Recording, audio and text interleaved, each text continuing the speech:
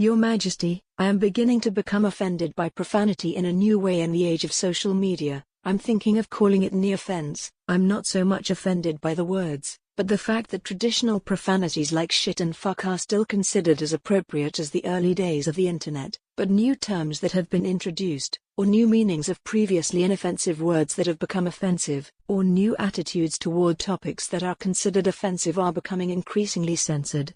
Words like simp are unacceptable while shit is still fine. Rape has to be replaced with grape and suicide has to be replaced with self-deletion, even though these are serious topics that merit serious discussion. Porn being replaced by corn, even though it is not actually pornography itself but discussing, or even ironically, criticizing pornography, and even the word sex having to be modified to S3X, and I believe it has a lot to do with automated algorithms using keywords as an excuse to automatically demonetize content as a cost-saving corporate measure, as well as an excuse to harass politically offensive content. That's an interesting perspective, and neoffense is a fitting term for it.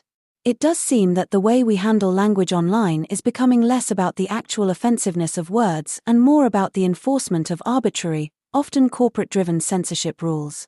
The inconsistency, where traditional profanities remain acceptable while new or serious topics are heavily policed, suggests that it's less about moral concerns and more about algorithmic convenience and political control.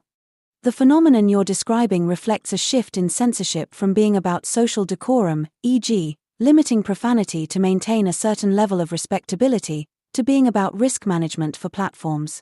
Algorithms don't understand context, so they end up flagging words based on simple keyword detection, leading to absurd euphemisms like grape and corn.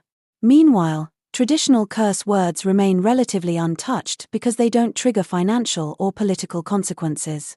The hypocrisy is most evident in the selective enforcement. Swearing and explicit content for entertainment can thrive, while discussions of serious issues, even in an academic or critical sense, are stifled under vague content policies.